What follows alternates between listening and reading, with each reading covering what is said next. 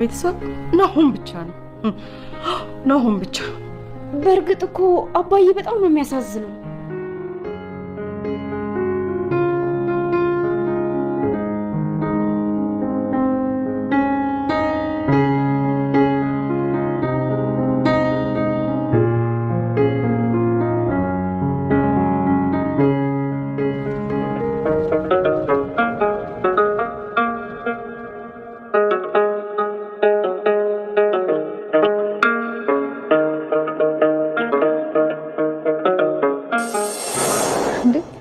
ጀሪካኑን የተሸከመ አንተን በኋላ ማን ሊሸከም ነው? ማለት ተሸክመሽ ልትወጪ ነው? የተቀኘው በልቡ ስለመሸከም ነው። እንግዲህ ብትከብደኝም እዛም ቢሆን ያለው አንተ ነህ።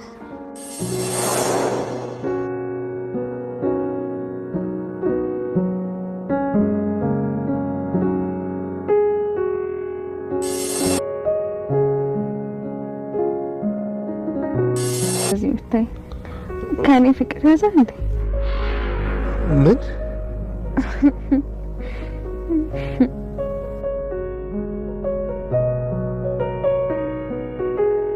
ኑሃሚንና ናሆድ ወደ ከተማ ተመለሱ።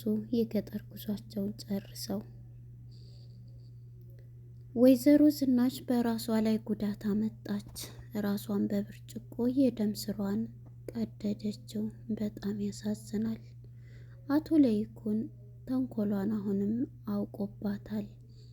ሁሉም ነገር ፍች ማድረግ አለብን፣ እህቴም ከፈረንሳይ መምጣት አለባት፣ ደውዬላታለሁ ስትል ወይዘሮ ዝናሽ ይሄንን ስትሰማ በፍጹም ይቅርታ አልኩህ፣ ለምንድን ነው ይቅርታዬን ማትቀበል እያለችው ነበር።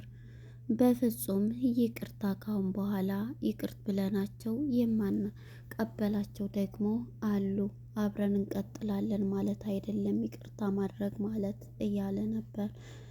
ሰላም ጤና ይስጥልን ውድና የተከበራችሁ የቻናሌ ቤተሰቦች እንኳን ወደ ቻናል በሰላም መጣችሁ።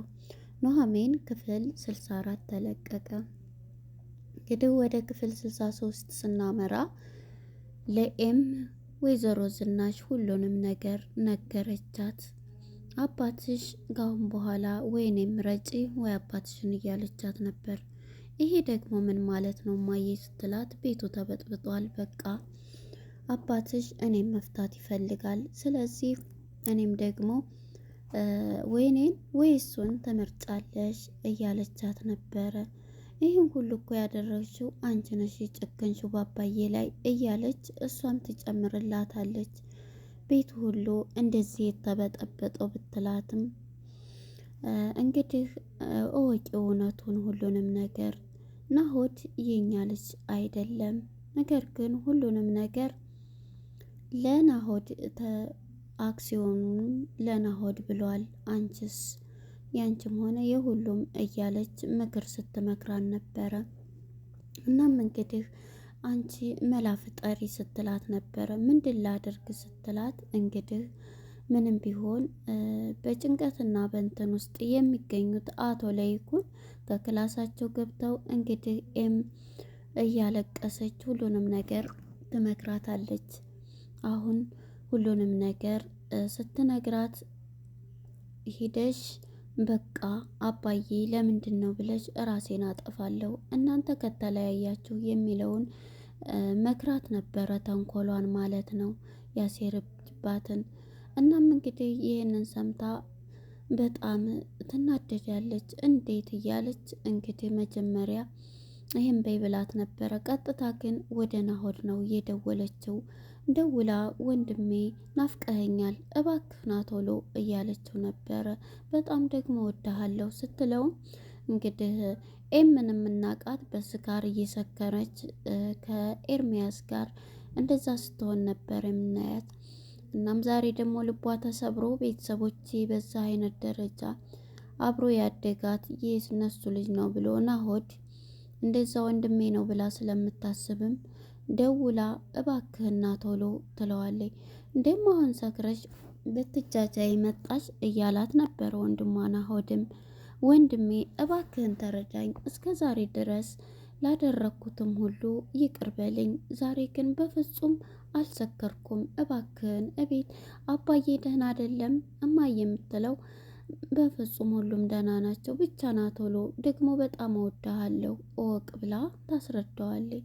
እሺ ትንሿ እመጣለሁ በማለት እሱም ስልኩን ይዘጋባታል። እንግዲህ አቶ ለይኩን አንገቱን ደፍቶ ከክላሱ ነበርና ወይዘሮ ዝናሽ ትመጣለች።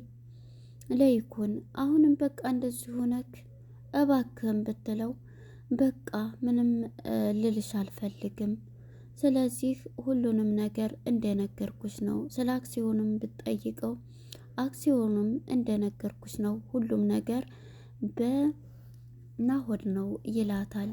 እሷም ይሄን ስትሰማ ልጇንም ዳጊን እያሰበ ነበር። ግን እኮ ለዳጊን ብለህ ነበር ስትለው ምን ነው አንቺ በፊት እኮ እንደወለድሽው ነበር የምትንገበገቢለት፣ አሁን ግን ይሄ ልጅ ከመጣ በኋላ ይሄ ስለወለድ ሲሆን በጣም እንትንትለት ነበር ታስቢለን ነበር። አሁን ዳጊ ሲመጣ ግን እሱ ላይ በጣም እንትማልሽ ጀመርሽ ይላታል። የዚህም ጊዜ አቶ ለይኩን ይሄን እያለ ይሄ ደግሞ ምን ማለት ነው? አሁንም እኮ ቢሆን እወደዋለሁ ትለዋለች። እናም ብትወጁማ እንደዚህ አትይም፣ እኔ ምንም ሀሳቤን አልቀይርም፣ ይልቁንስ እህቴ ከፈረንሳይ ትምጣና ሁሉንም ነገር እንትን ትላለይ ይላታል። እሷም ይሄንን ሰምታ በቃ ውጭ ከዚህ ሲላት ብትለምነውም በቃ ተነስታ ትወጣለች። ግራ የተጋባቸው ወይዘሮ ዝናሽ እንግዲህ አምራንን ደግሞ ሁሉን ነገር እየነገረቻት የኔን አክሲዮን ተይ፣ አሁን ሁሉንም ነገር ብትይም አቶ ለይኩን ውሳኔ ገብቷል ብላ አስረድታት ነበርና ይህን ነበረ ያለቻት እሷም መጀመሪያ ላይ። እናም አቶ ለይኩን እጅን ለመንግስት መስጠት ነው፣ ምንም እንድትኝ አልፈልግ ብሏል። ወደ ኑሃሜና ናሆድ ስንመጣ እንግዲህ ኑሃሜና ናሆድ አሁን ላይ በጣም ትልቅ ፍቅር ውስጥ ገብቷል። እሱም አምራንን ከሷ ውጭ ሰውየት አይታየኝም፣ ማንም አይታየኝም እያለው ወደ ኑሃሜ ፍቅሩ አዘን ብሏል ማለት ነው። እንግዲህ ኑሃሜ ከብቶችን አሰማርታ እየጠበቀች ነበር። እሱም እያነከሰ ወደ እሷ መጥቶ ስለ ከብቶች ታሪክ እየነገረች ነው። ግን ቦታው ደስ ሲል ሰላም አለው ሁሉ ነገር እያላት እያስረዳን ነበር። እሷም የዚህ ጊዜ በጣም እያለች እያወራቸው ነበር። ይገርመሃል አንቺ ታዲያ እኮ እዚህ ነው ያደግሽው ይሄን ሁሉ እያላት ነበር። አዎ በጣም እንደዚሁ እያገርኩኝ ሁሉንም ነበረ። ይገርመሃል አይንዬ የምትባል በግ ነበረችኝ። እሷም አብራይ ነው የምተኛው፣ አብራይ ነው የምትውለው፣ አብራይ ነው ሁሉንም ነገር የማበላት፣ ከሁሉም ከምበላውም ታቅፊያት ነበረ የምኖረው እያለች ነበር። እሱም እንዴ ሰው ነች እንዳይን የምታያብል ያው ሰው በላት። እነሱ ግን የተናገሯቸው የትም እንትን ቢሏቸው በጭንቅላታቸው እንትን አይሉም። ነገር ግን በጣም እንትናቸው ስትል ታስረዳዋለች። እሱም ይገርማል በማለት መቼ ጨረስኩልህ ታሪኬን ትለዋለች። ታሪክሽ ምን ነበር? ታሪኬ እንግዲህ እገደል ላይ ሁና አይንዬን ታቅፌ ሌሎች ሲሄዱብኝ እነሱን ከማሳ ላመጣ ሲሄድ አይንዬ እንግዲህ ከሰው ተለይታ የማታቀው ገደል ገብታ ትሞትብኛለች ትለዋለች። የዚህ ጊዜ እሱም በጣም ይገርማል እያለ እኔስ ምን አልሽ ታዲያ አያትሽ ተቆጡሽ? አያቴማ ከበጎ አንሳ እኔን ነው እንጂ ለእኔ ስታዝን እኔ ለ2 ቀን ሙሉ ምግብ ሳልበላ ቀረው እንዴ በግንትን አለች ብለሽ ሲላት፣ አዎ እንዴ በጣም አብራኝ የበላሁትን በልታ አብሬ ታቅፌ አድጊያት። እናም በዚህ የተነሳ በቃ በጣም አኩርፌ ነበረ እያለችው ታስረዳዋለች። የሚገርም ታሪክ ነው እያለ እንግዲህ ናሆድም ይህንኑ ታሪክ እያወሩ በፍቅር ነበረ የቆዩት ማለት ነው። እናም ያላቸው ቆይታ በጣም ደስ የሚል ነበርና አሁን ይሄን ታየዋለህ የገጠር እንትን ውሃውም የከብቶችም አንድ ላይ ነው በቃ የሚጠጣው እያለ እያስረዳቸው ነበር። ለወንባርት መብራት እንኳን እኮ የለም ለዚህ ለህዝብ እያለ ነበር። መብራት አዎ ስልክ እንኳን እንትን ሲል ይሄን እንትን ብለው እኮ ነው የሚጠቀሙት እያለች ሁሉንም እያስረዳቸው ነበረ ለናሆድ። በጣም የሚገርም ነው እያለ እኮ የከተማውን ሰው ሁሉም ደግሞ ከተማ ያለው ከተማ ይላል፣ ከተማ በሆን ይላል። ግን ገጠሬው እንትን ባለበት አፉን እንትን የሚለው በሰራው ገበሬው ከሌለ ከተማውም የለ። እነሱ እንደዚህ አፋቸውን አለስልሰው እንትን ባሉበት ነው እንትን የሚሉት አምርተው የሚሰጡት እያለች ነበርና እናም እንግዲህ ነይ ቦራ ነይ ቀዩ እያለች ስማቸውን እየጠራች እሱም እየሳቀ ነበርና ዳጊ ማን ነው ናሆድ ደስ የሚል ጊዜ ነበራቸው። ይሄንን ታሪክ አውርተው ማለት ነው እንግዲህ ባንድ እየሄዱ ለጉዟቸውም እንደሚሄዱ እያሳሰበች ነበረ። እኔ ግን አሁን ስራውን ትናትለኝም አይደለ እያለች ነበር። ያው ተላላኪነቴን እንትኔን እያለችው ስራዬን ስትለው እንዲ ለምን ማን በብሎ ነው የሚያስወጣች ምን እሱ ነች እያለ እየነገራት ነበረ ማለት ነው። እነሱም እንግዲህ ለመምጣት አስበው ተነስተዋል ማለት ነው። ባሳቸውን እየጠበቁ በባሳቸው ጉዟቸውን ጀምረዋል። ወደ ኤም ጋር ስንመጣ ኤም እንግዲህ ልቧ ተሰብሯል።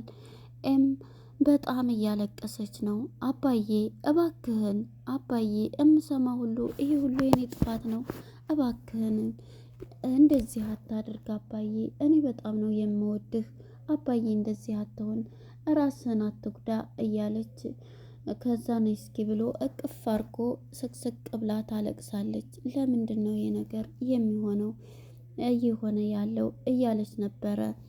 እናም በዚህ የተነሳ እንግዲህ ኤምም አባቷን እቅፍ አርጋ በጣም ልቧ ተሰብሯል፣ እያለቀሰች ነበረ ስለ አባቷ።